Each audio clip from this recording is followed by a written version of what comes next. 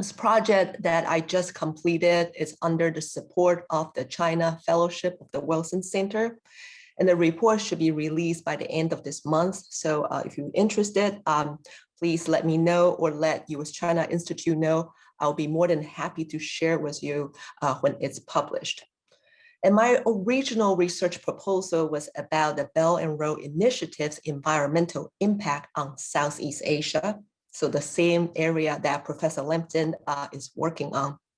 But very quickly, I realized BRI's environmental impact was so profound that it affected the entire global South. So here we are. My project is really looking into the environmental impact of BRI throughout the whole global South.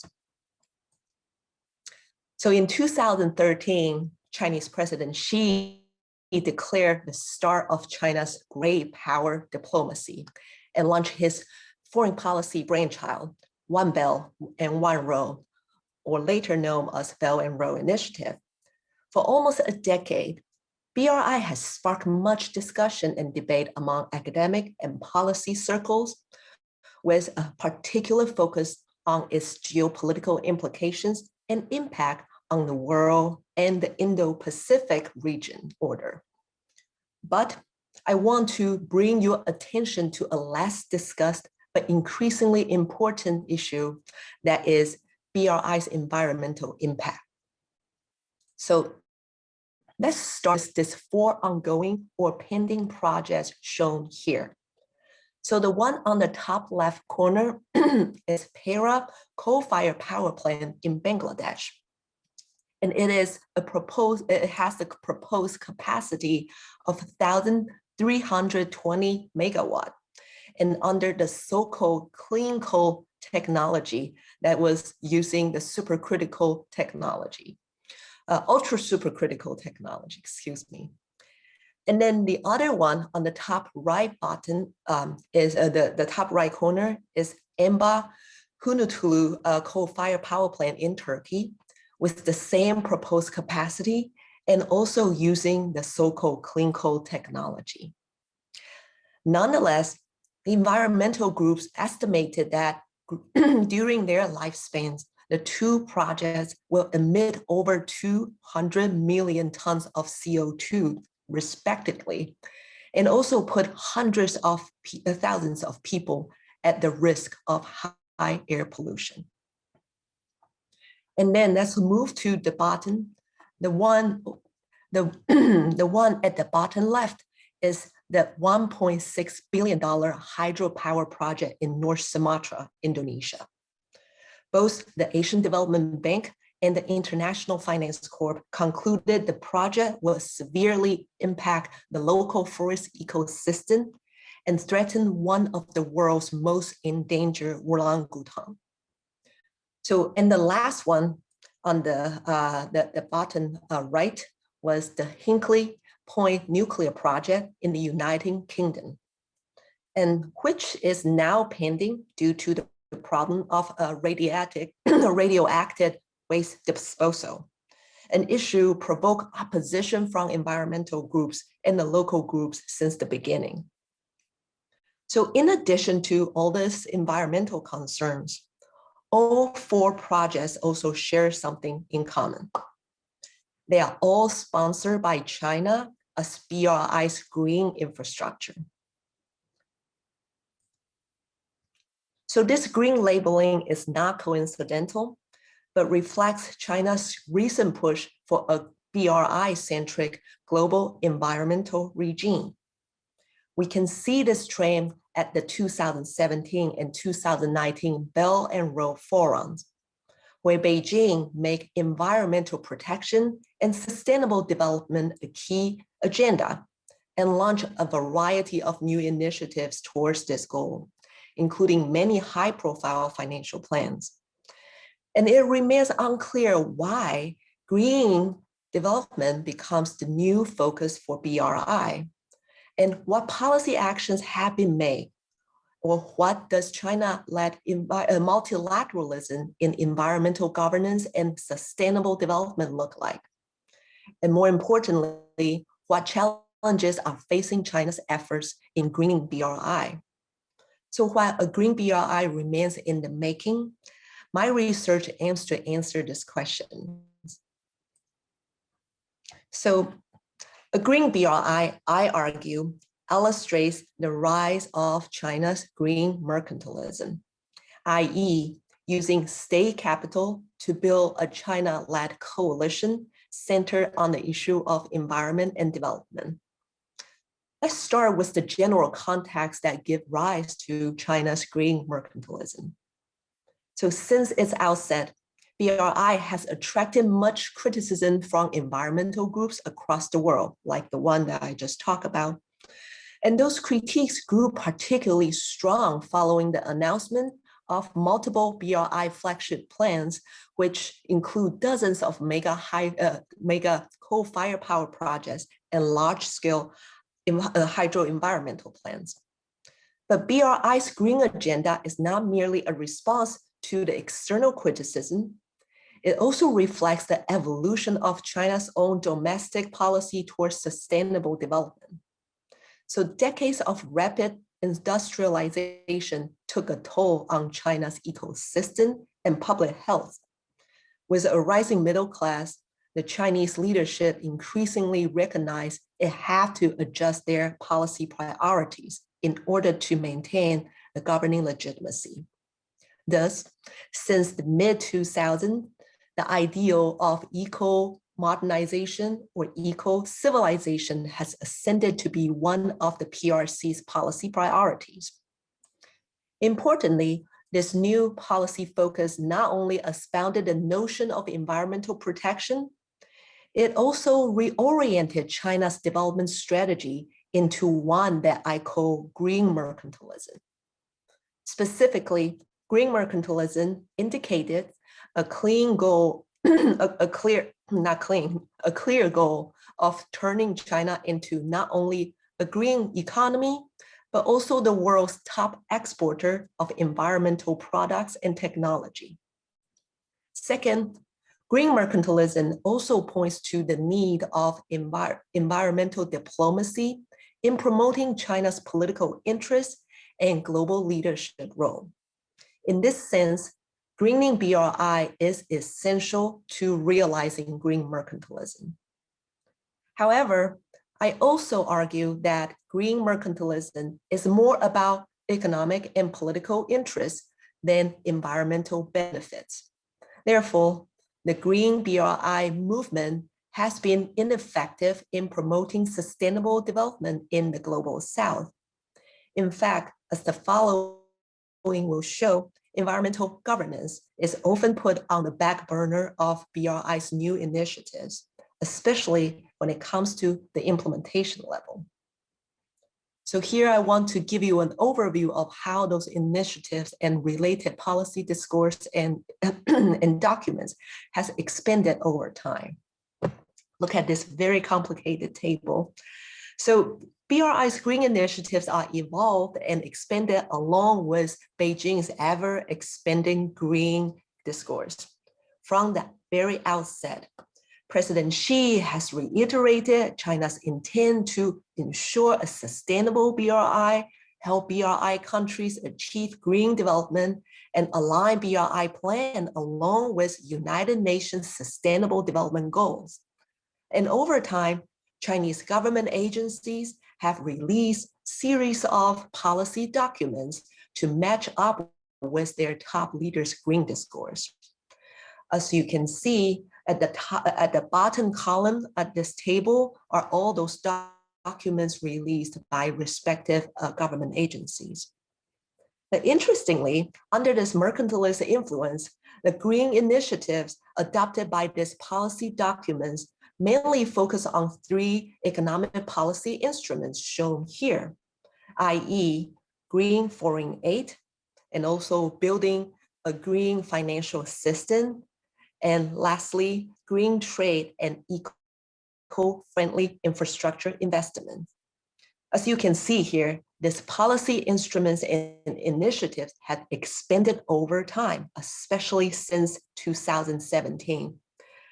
Scott Kennedy, one of the leading China experts, actually compares China's foreign policy strategy and style to decorating Christmas tree. The more the merrier. And as you can see, this is exactly what it is. So importantly though, many initiatives listed here aim to form a China-centric environmental coalition, particularly with the participation of countries from the global south. But how mercantilism shapes these initiatives, or put differently, how effective are these initiatives in greening BRI projects? My short answer is no, BRI's green initiatives are not effective. In the following, I will show you why. So let's start with China's green foreign aid. So this includes 4 major initiatives listed here. And the first one is the pledged $2 billion worth South-South Climate Change Fund. And second, China also pledged other BRI themed or affiliated environmental funds at both regional and cross-regional scales to support demonstration projects, climate mitigation programs, and training development, including many in collaboration with international organizations such as the UN. And BRI International Green Development Coalition is among the most high profile, with the claim 130 participating organizations from 60 countries and environmental ministries from 25 BRI countries, almost entirely from the global south.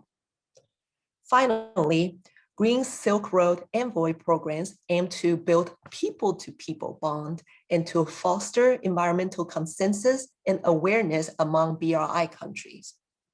In China, claimed that the programs have already provided over 2,000 capacity building training sessions for the officials and non-officials from BRI countries on various subjects.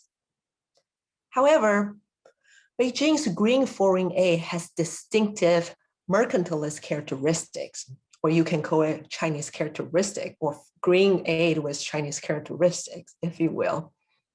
For example, Chinese content procurement requirements impose many restrictions on Chinese foreign aid, leading to slow implementation of the climate change fund and poor quality projects.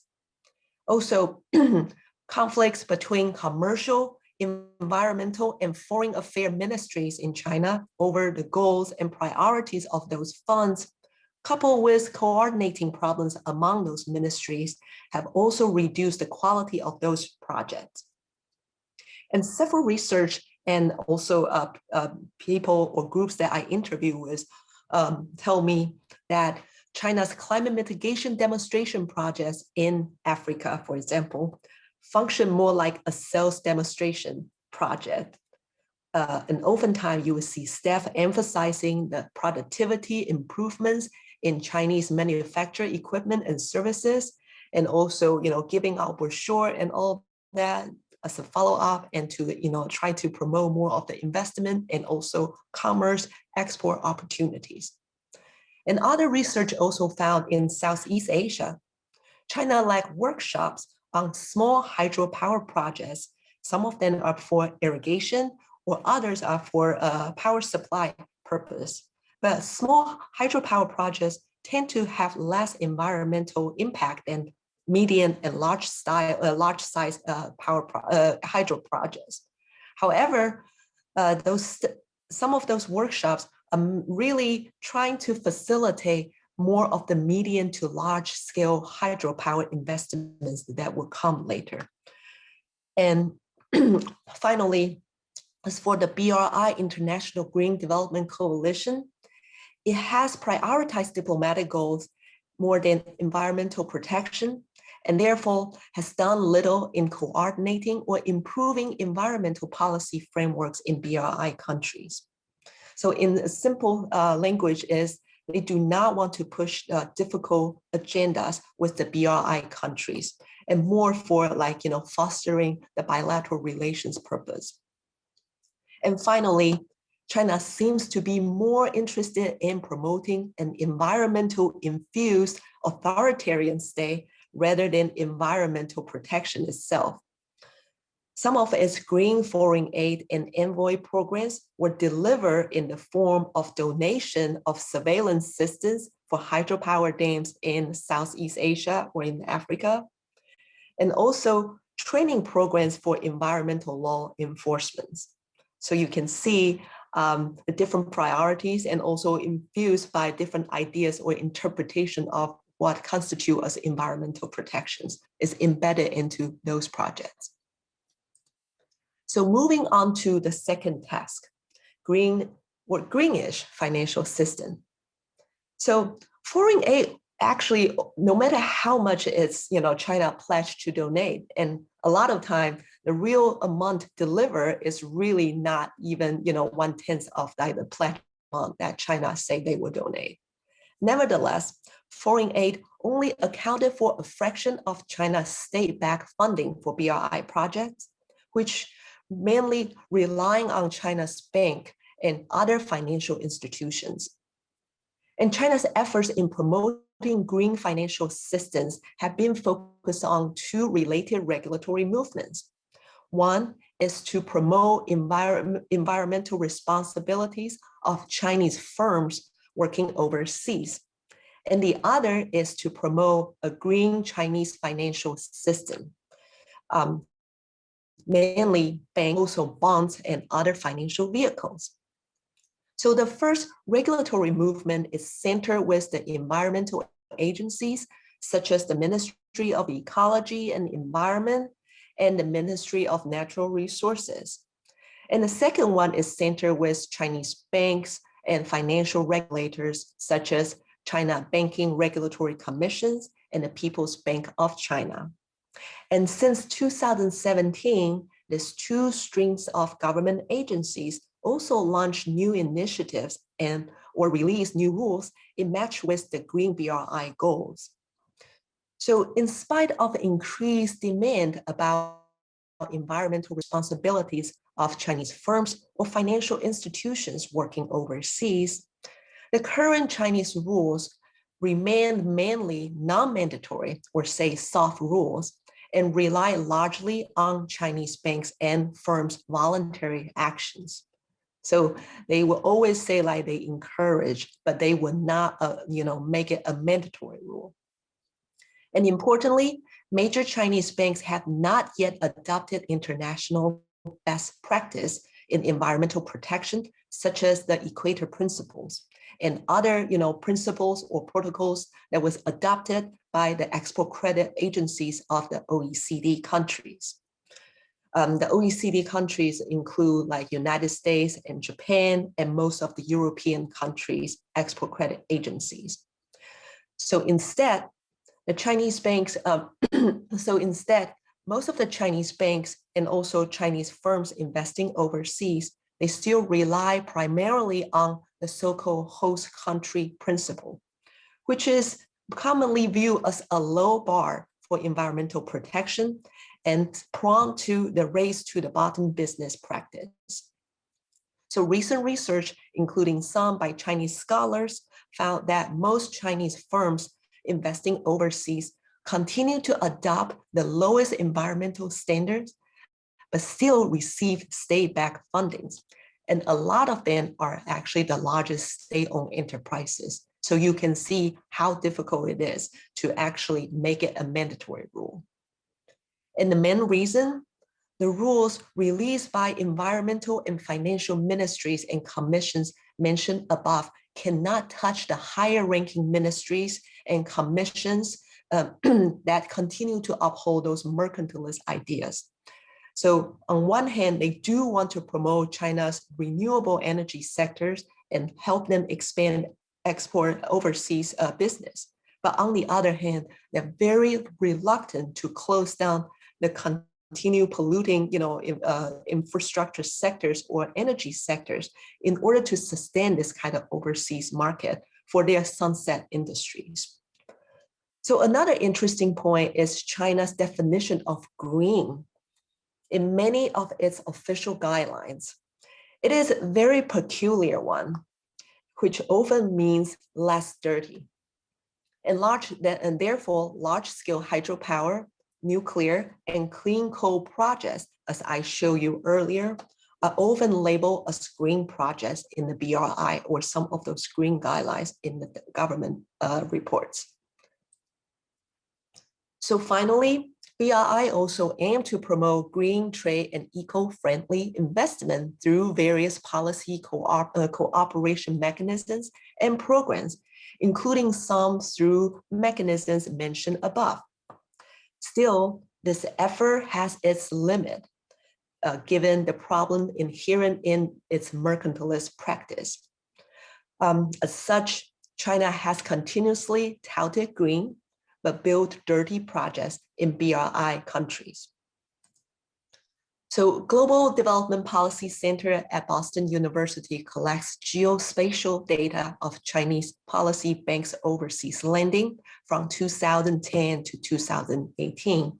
And as you can see, I compiled the data and put it on the table here. They found approximately 2/3 of the lending during this time was made after the launch of BRI in 2013. And all these lendings are mainly for constructing transportation projects, energy supply, or energy distribution infrastructure projects shown here.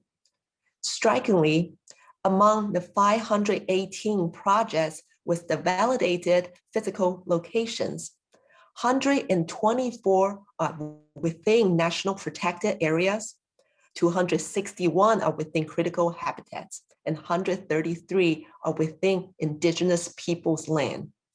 And near 90% of them are located in the global south.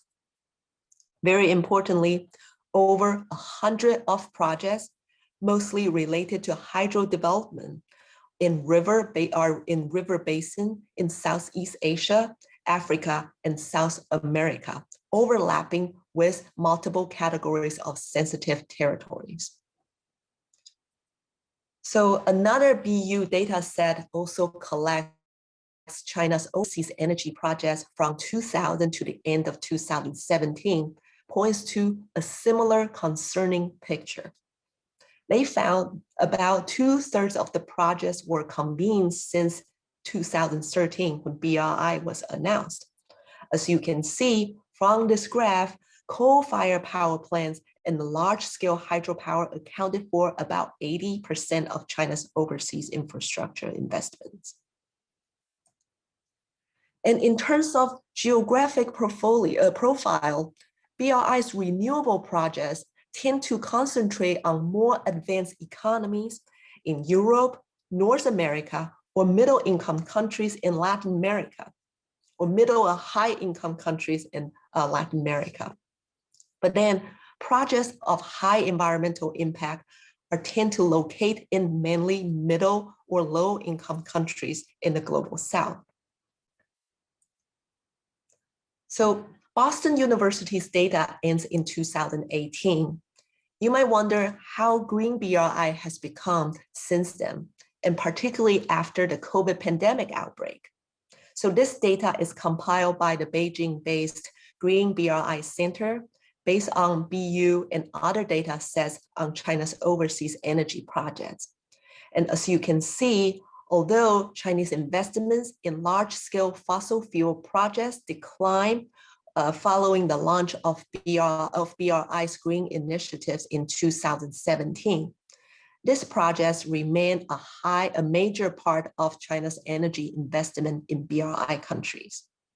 And moreover, while BRI's renewable portfolio has grown significantly since 2017, it is driven largely by the rise of large-scale hydropower development, which, while being labeled as renewable, is not necessarily clean given its significant social and environmental impact on the host communities. Additionally, since the COVID outbreak, renewables accounted for 58% of new BRI contract value, suppressing the fossil fuels for the first time. However, this surge of renewables were mainly driven by hydropower projects too. Another troublesome trend is that the share of coal sectors rebounded since COVID. In this sense, whether the pandemic might accelerate or slow the greening of BRI energy projects remain unclear.